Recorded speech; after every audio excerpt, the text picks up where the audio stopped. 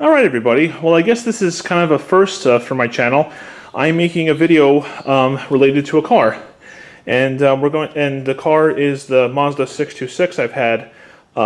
We got it new in 2001, but it's been my car since 2006. And I've had it for that amount of time. What I'm talking about today is I had the timing belt and the water pump replaced on it. And that's kind of like maybe like one of the more interesting or milestone services it's had, I guess. I don't know. What I want to do is I want to show you just what the parts look like and how things look, because these parts that are in this box right now, they have, let's see, about 17 years and just about 99,000 miles on them. And really, for how long they've ran and for how old they are, they really don't look all that bad for that amount of time. And let me just show you what we have here. Okay, and one of the first things we have here is this is the tensioner pulley for the belt. And I mean, really, like I said, for the age and amount of miles on these things, they're really not all that bad. If you listen, let me try this. You really don't hear too much noise on the bearing, which is pretty good. And it still spins very freely, and no wobbling or anything. Nice metal, too. And we have a couple of, what are they called, idler pulleys here. I don't know if the pulley was like this, or maybe this just broke off when they were working on it. I'm not sure, but this one makes a little bit of noise. Hear that? So it still spins freely, but you can hear some noise on it. Just from the use. And then we have another idler pulley right here. Okay. And again, this pulley, if you listen,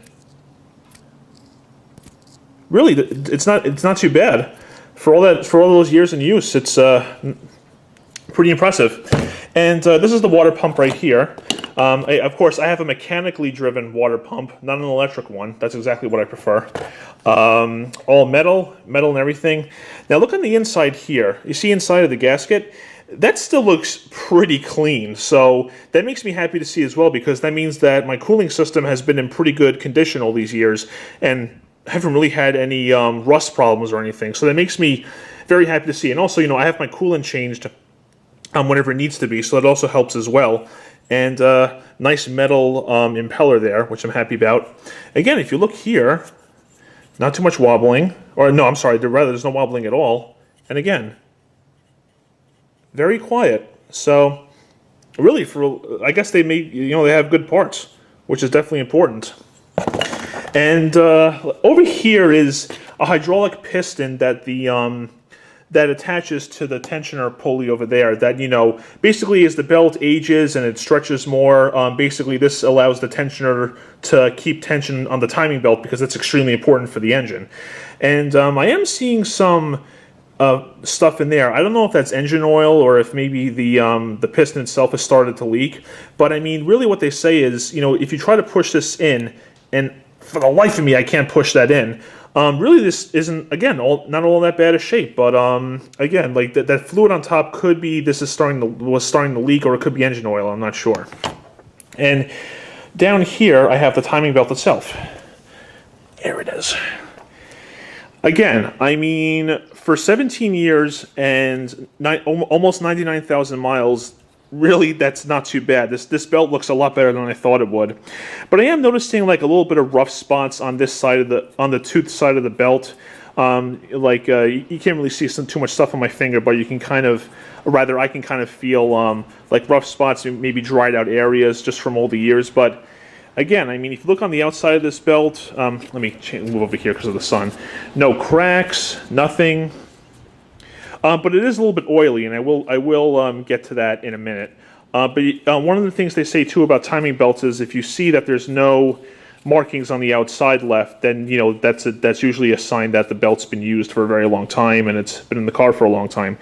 But really, I don't have any regrets doing this, because I mean, I will say I think the engine actually runs just a little bit better than it did before I had this done. Again, I wasn't having any problems, but given the age and the mileage of the car, I was thinking, yeah, it's probably a good time to get this done. Now, this is a pretty expensive service to do, but I had the money for it saved up and everything, so I figured let's get it done, and now it's finally done, and I'm very happy about that. One person I really enjoyed watching Mazda videos from was YouTube user DJ Devon3. Now, I do apologize if I'm not saying your name correctly, but I watched his videos of him.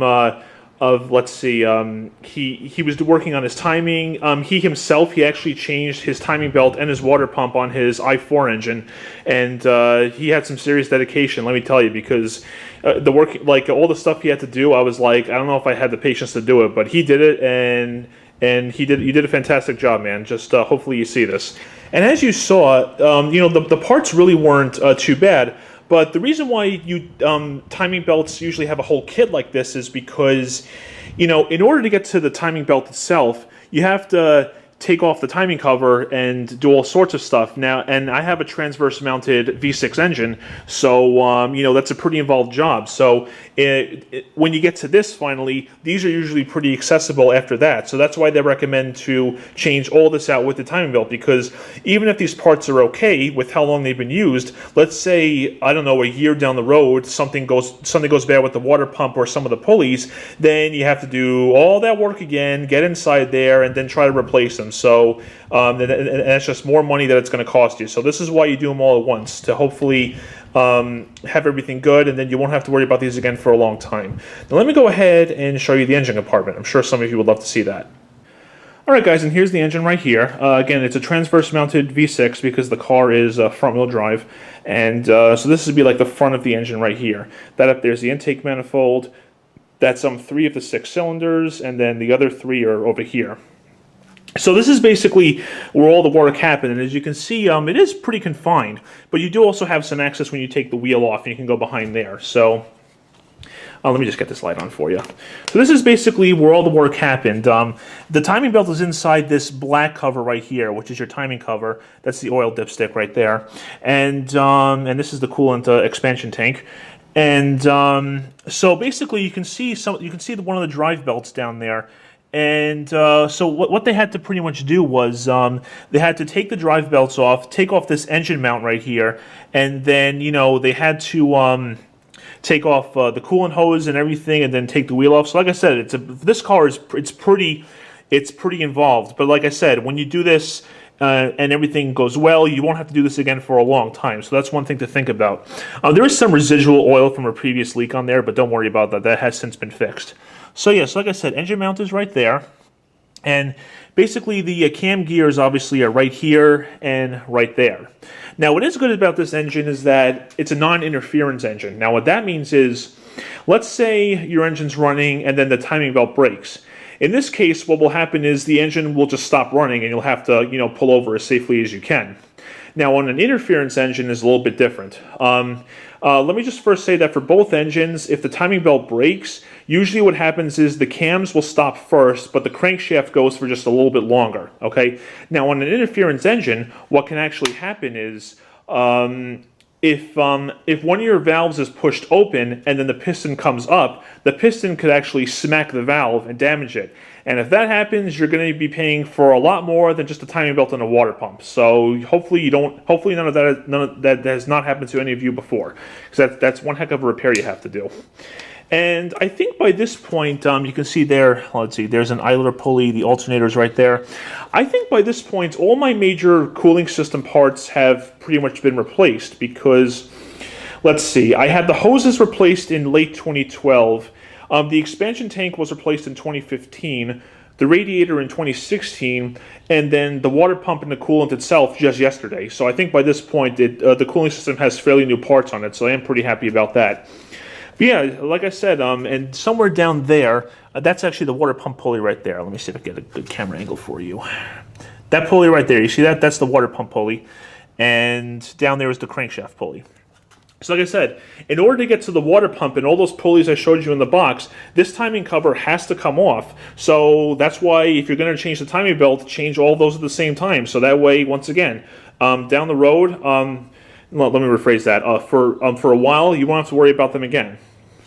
And I guess the radiator fans might be part of the cooling system too. So I guess those are still original. My fans actually operate in an interesting way. Basically, when the AC is not running, Let me try that again. When the radiator requires a fan to be run, it just runs the driver's side one. And if it gets up to a certain temperature, like let's say you're going uphill a lot and your engine's revving higher because of a lower transmission gear, then it'll actually kick on that fan too with it. But then once it gets below that temperature, this fan will shut off, and then that fan will just keep running until the temperature sensor is satisfied. So that's really the main radiator fan that will run. And obviously when the AC is on, both fans run when the compressor is engaged. So that's pretty interesting how it works. And yeah, and like I said, so I did have, that's what I meant to tell you. I told you on the timing belt there had been some oil leaks on here, okay? Well, the problem with, the reason that was happening was because behind this engine hoist hook, there's, you don't really need a slide for that.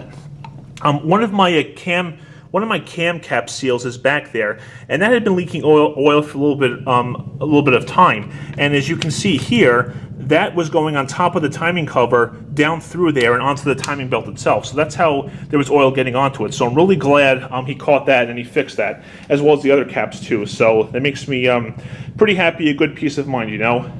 And yeah, expansion tank looks good and everything. So okay, so what I'll do for you guys is, I'm sure you would love to hear it and see it run. I will go in and I will start it up for you. Now this will not be a cold start. The engine is still hot from when I just drove it, but maybe you'd still like to see it. So let's get to that. All right, and here we go. Sorry that the gauges look kind of bright, but I have all the doors open. So, all right. So first, let you see the mileage, and I'll wait for the seatbelt beeper to stop.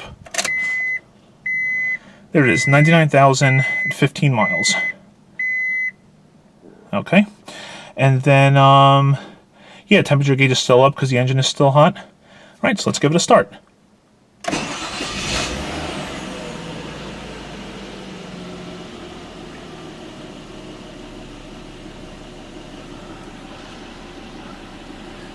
Everything looks good there.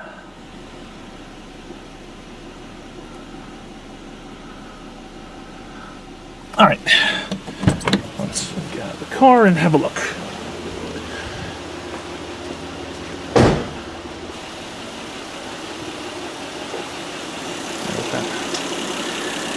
And you can see, sounds very good. And yeah, by the way, guys, if you're going to run your engine like this in the garage, please, make sure you have good ventilation. I have all the garage doors open, and I have all the windows open as well, so I should have plenty of ventilation. Don't want to get CO poisoning. Definitely not good. But like I said, one thing I can tell you is that this engine is definitely running, I think, a little bit smoother than it was before, because when I'm sitting at a red light, I'm not really feeling as many vibrations on the steering wheel anymore, and it just sounds a little bit quieter in the car itself. So this probably was needed for a little while. And if I may say, the camera's not going to pick it up, but I don't think this engine's vibrating as much anymore either. It definitely looks smoother all around. So I really don't have any regrets of doing this service. I definitely think it was needed by this point. And again, the coolant level will go down in the expansion tank once it cools down, obviously, because coolant expands when it heats up, so that's why it's a little higher up like that. And I'll give you a shot of the pulleys running. There's an idler pulley right there. There's the where's there? There it is. There's the water pump pulley, and the power steering pump is right over there. And I said the alternator and the AC compressor are down there. Best thing I can get for you. Now, this car, not including the timing belt, this car has two drive belts on the crankshaft pulley. One belt drives the power steering pump and the water pump, and then the other belt drives the alternator and the AC compressor. So that's always it's always good to have more than just one belt, I think, because if one belt were to break, as not good as that is, it's probably better to have some things running than not. I mean, one time, get this, I had see the idler pulley right there? I had the bearing went bad, and then the pulley ended up seizing up completely, and then my timing was amazing. As soon as I pulled into the driveway, I was coming home from work, I started seeing this faint white smoke coming from the hood, and I was like, oh my god. I quickly put the car in park and shut the engine off. And as it turns out, what happened was the belt that was on that pulley was just riding on the pulley, and it was heating up, and then eventually it broke off. So because of that, my alternator stopped running, and I had no AC, obviously. But thankfully, because I still had a second belt, I still had power steering, and I still had the water pump going. So I was able to get the car to a service place safely. So that is pretty good when you have things like that. And really, guys, I guess that's about it. You know, the car, like I said, it's running great. Definitely smoother since the timing belt was replaced. And I said the radiator fan's not running right now because it's not needed because the engine's not up to a certain temperature. I mean, it is up to operating temperature, but not like too hot or whatever the correct term is. You get what I'm saying. And I guess that's about it. So had a good service. Car's running great, and really glad I had this thing done. Now, all things considered, I shouldn't put that there. I shouldn't have to worry about this again for a while. Very glad I had this done, and things are running great. So hope you enjoyed my first car-related video. Thank you very much for watching, and take care.